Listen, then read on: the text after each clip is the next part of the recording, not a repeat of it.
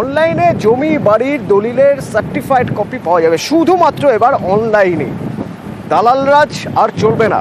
তো কি প্রক্রিয়া, কিভাবে? সোমরাজ রয়েছেন আমার সঙ্গে, ফোনে বলতে পারবে সোমরাজ?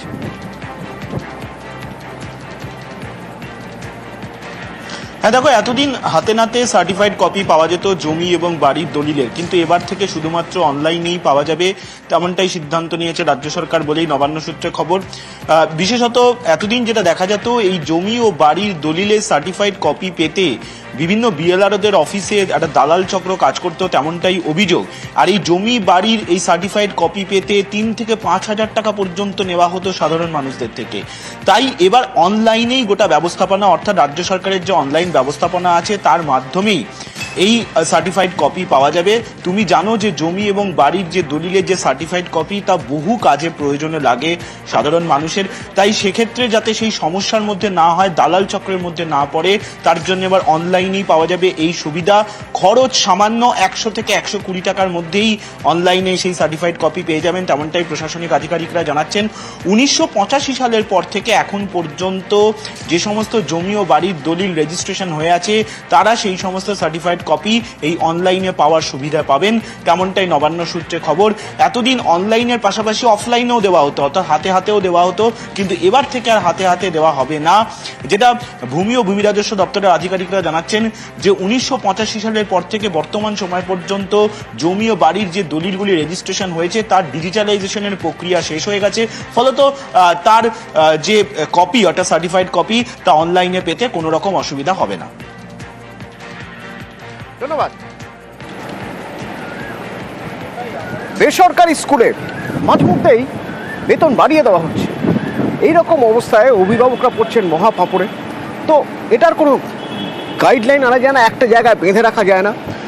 বেসরকারি স্কুলের এই হঠাৎ মাইনে যাতে না বাড়ে তার জন্য এবার বিল আনতে চলেছে রাজ্য সরকার। প্রয়োজনে কমিশন হতে পারে, যেমন স্বাস্থ্য কমিশন, ঠিক সেরকমই কোনো কমিশন হতে পারে।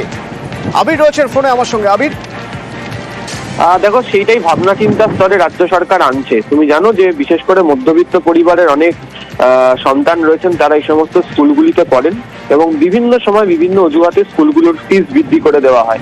বহু ক্ষেত্রে অভিভাবকরা বুঝে উঠতে পারেন না কেন এই ফিস বৃদ্ধি করা হচ্ছে, এবং পরিস্থিতি এমন পর্যায়ে গিয়ে পৌঁছন যে বহু ক্ষেত্রে তাদের সমস্যা হওয়ার পাশাপাশি কি করে চলবে বা স্কুলে কি করে পড়ানো হবে তা নিয়েও চিন্তা ভাবনা হয়। এবং সেই বোঝা কমানোর জন্যই রাজ্যের তরফ থেকে চিন্তা ভাবনা করা হচ্ছে বিল আনার ক্ষেত্রে। এবং এই যেহেতু স্বাস্থ্য কমিশন একটা রয়েছে, সেটাও তৈরি করা হয়েছিল যে বেসরকারি হাসপাতালগুলোতে যেভাবে ক্রমাগত অর্থ বৃদ্ধি হয় সেগুলোকে নিয়ন্ত্রণ করার জন্য। তো সে ধরনের একটি ধাঁচ এখানে থাকতে পারে। প্রাথমিকভাবে খসড়া তৈরি করা হয়েছে, হয়তো আগামী অধিবেশনে এই বিষয়ে রাজ্য সরকার বিল আনবে এবং মূলত বোঝা কমানোর জন্য বিল আনাটা জরুরি বলে রাজ্য সরকার মনে করছে, তাই এই সিদ্ধান্ত। ধন্যবাদ।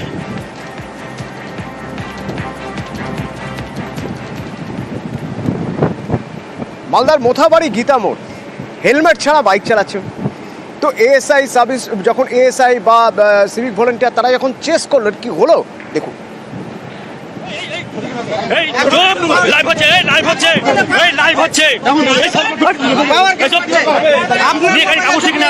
আপনার কাগজ কই? তাহলে কেন পুলিশ আমাকে মারছে? দেখেন, ধাক্কা দিচ্ছে আমাকে। সেবক রয়েছেন আমার সঙ্গে। সেবক, এইরকম ঔদ্ধত্য, এই সাহস হলো কোথা থেকে? দেখো, মালদহের মোথাবাড়ির গীতা মোড়ের এই ঘটনা, এই এলাকাতে রাজ্য সড়কে তাই পুলিশের পক্ষ থেকে অভিযান চালানো হয়, যেখানে হেলমেট বিহীন গাড়ি চালক তাদের এবং অন্যান্য গাড়ি আটক করা হয় বা প্রয়োজনীয় আইনি পদক্ষেপ নেওয়া হয়। যেমনটা চলছিল সেই সময় বাইক ভাড়া নিয়ে বেশ কয়েকজন মোটর বাইক চালকের সঙ্গে প্রথমে পুলিশের বিবাদ বাঁধে, বচসা বাঁধে। এরপরে পুলিশ যে গাড়িতে ওই এলাকায় গিয়েছিল সেই গাড়ি ভিনরাজ্যের গাড়ির নম্বর, সেই গাড়ি পুলিশের একটি বাজেয়াপ্ত করা গাড়ি, সেই গাড়িতে পুলিশ গিয়েছিল। যারা বিক্ষোভকারী তারা তখন সোশ্যাল মিডিয়ায় লাইভ করেন এবং পুলিশের যে গাড়ি তারও তো বৈধতা নেই এই প্রশ্ন তুলে তারা ক্ষোভ দেখাতে থাকেন।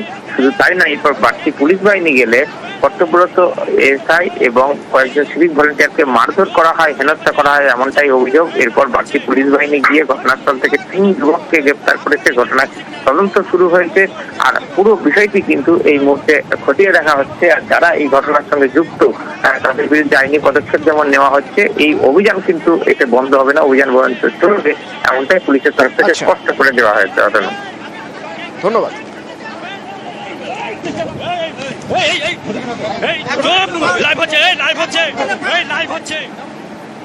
নকশালবাড়িতে খাবার জলের প্রকল্প হচ্ছে, তো সেই প্রকল্পের কাজ হচ্ছে নিম্নমানের জিনিস নিয়ে, এ নিয়েই এলাকার মানুষের ক্ষোভ। শুনুন একবার ক্ষোভের কথা। ফেরা নাই, বাচ্চাগুলো আছে এখানে, ট্র্যাক্টরটা করে ট্র্যাক্টরের মধ্যে এখানে কি বলে ওইগুলো নাট লাগাই নাই, ঠিক আছে, দুধেরটা হাওয়া বাচ্চা আসে, উঠে পড়ে যাবে। এখানে আমার মাথার সাথে কত নালো 60 থেকে 25 জন বাচ্চা আছে, কাজ ভালো হয় নাই। আপনারা কি চান তাহলে? এখানে সেফটি চাই আমরা, এটা ট্র্যাক্টরটা ভালো করো, ওয়ার্লিং ঝালাইগুলো ভালো হয় নাই। আমাদের কমিটি দেখে ফোন করতেছে, ওরা ফোন তুলে না, আসবে বলতেছে, আসবে না, আসে না।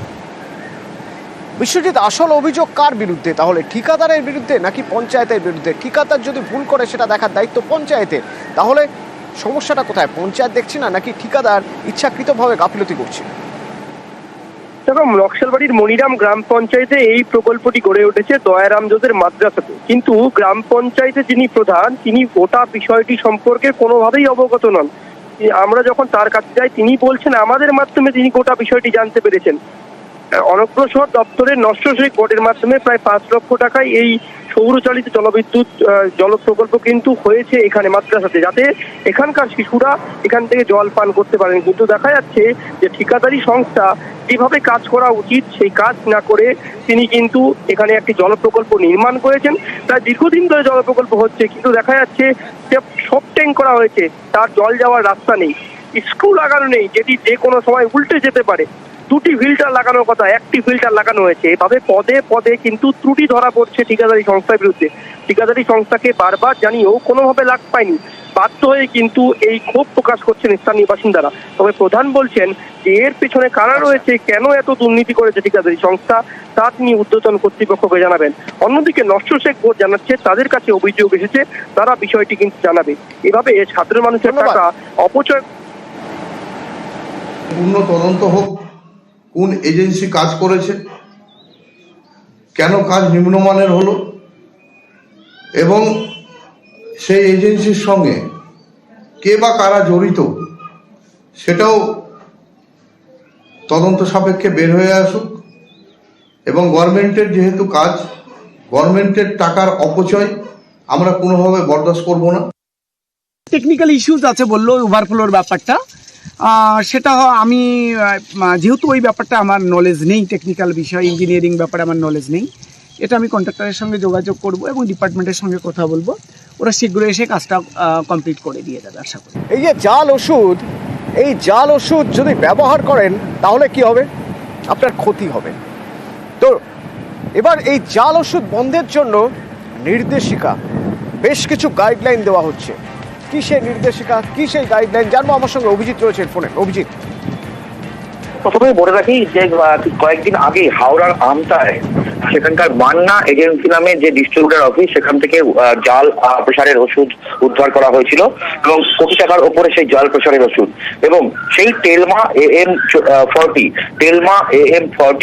এই যে গ্রুপের ওষুধ, এই ওষুধটি সেটা হচ্ছে গ্লেনমার্ক ফার্মাসিউটিক্যালসের তৈরি বহুজাতিক সংস্থা, এবং দীর্ঘদিন ধরেই তাদের বিক্রি কমে যাচ্ছিল। গত বেশ কয়েক মাস ধরে রাজ্যের 4-5টি জেলায় তাদের বিক্রি কমে যাচ্ছিল, এবং তারপরেই যারা যেমন অনুসন্ধান করেন তেমন ভাবে রাজ্য এবং কেন্দ্রীয় ড্রাগ কন্ট্রোলকেও তারা অভিযোগ করেন, এবং তার পরিপ্রেক্ষিতেই অভিযান চালিয়ে দেখা যায় যেগুলো জাল ওষুধ। এবং তারপরে রাজ্যের ড্রাগ কন্ট্রোল ডিরেক্টরেট সেটা এই ওষুধ সম্বন্ধে জানতে চেয়েছিল ওষুধ প্রস্তুতকারী সংস্থার কাছ থেকে, এবং ওষুধ প্রস্তুতকারী সংস্থা যেটা জানায় যে ব্লাড প্রেসারের যে ওষুধ জাল করা হয়েছে তার যে ব্যাচ নাম্বার, সেই ব্যাচ নাম্বারের সঙ্গে অরিজিনাল ওষুধের ব্যাচ নাম্বারের মিল রয়েছে, অর্থাৎ ব্যাচ নাম্বার জাল করা হয়েছিল। কিউআর কোড যেটা ছিল, সেই কিউআর কোড স্ক্যান করলে দেখা যাচ্ছে কুড নট ভেরিফাইড, অর্থাৎ আসল কিউআর কোডের সঙ্গে এটা জাল করা হয়েছিল, কিন্তু পুরোপুরি করতে পারেনি। ওষুধের গায়ে থাকা অ্যালুমিনিয়ামের ফয়েলে যে নাম লেখা রয়েছে সেখানে বানান ভুল ছিল, এবং ইন্ডিয়ান ফার্মাকোপিয়া অনুযায়ী ওষুধটি গুণগত মানেও উত্তীর্ণ নয়। এবং এরপরই রাজ্য ড্রাগ কন্ট্রোল দ্রুত নির্দেশিকা যেটা জারি করেছে, রাজ্যের সমস্ত সরকারি বেসরকারি হাসপাতাল নার্সিংহোমগুলোকে নির্দেশ দেওয়া হয়েছে এই ওষুধ যেন হাসপাতালের স্টোরে আসার পর সেটি যেন অবিলম্বে কিউআর কোড স্ক্যান করা হয়, এবং সেটা করেই তবেই যেন সাধারণ মানুষকে দেওয়া হয়।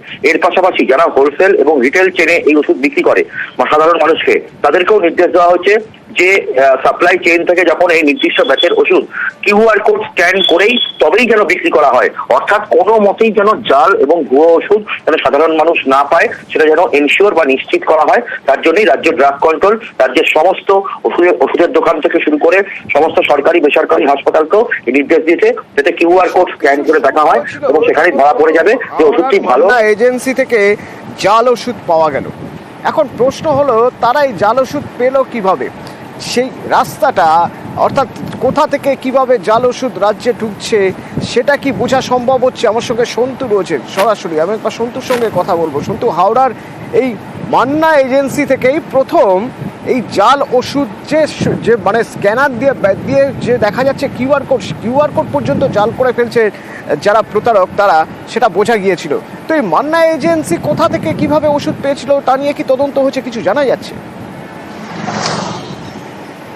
দেখো, জানিয়ে রাখি গত 20 ফেব্রুয়ারি কিন্তু মান্না এজেন্সি আমতার এই ওষুধ সরবরাহী সংস্থার এতে গোডাউনে কিন্তু হানা দেয় ড্রাগ কন্ট্রোলের আধিকারিকরা। সেখানে কিন্তু তদন্ত করে দেখা যায় যে একটি নামী কোম্পানির ব্লাড প্রেশারের ওষুধ, সেই ওষুধ কিন্তু কিউআর কোড স্ক্যান করে জাল ওষুধ বিক্রি করা হচ্ছে, এবং গোডাউন থেকে প্রায় কিন্তু 17 লক্ষ টাকার ওষুধ কিন্তু বাজেয়াপ্ত করা হয়। মালিক বাবলু মান্নাকে কিন্তু গ্রেপ্তার করা হয়। যেটা জানা যাচ্ছে যে বিহার থেকে মূলত এই যে জাল ওষুধ নিয়ে এসে রাজ্যে ছড়িয়ে দেওয়া ছিল, এবং যেটা অভিযোগ আসছিল প্রায় 1 কোটি টাকার উপরে ওষুধ কিন্তু তারা বাজারে ছেড়ে দিয়েছিল। এবং এই অভিযোগের ভিত্তিতেই কিন্তু এই আমতার যে মান্না এজেন্সি, সেই মান্না এজেন্সির মালিক বাবলু মান্নাকে কিন্তু গ্রেপ্তার করে। যেটা জানা যাচ্ছে যে ড্রাগ কন্ট্রোলের তরফ থেকে যে এখান থেকে বিহার থেকে কিন্তু এই মূলত ওষুধ আসতো, এবং সেখানে কিউআর কোড স্ক্যান করে এই নামী কোম্পানির যে ব্লাড প্রেশারের ওষুধ, সেই ওষুধ কিন্তু জাল করা হতো। ধন্যবাদ।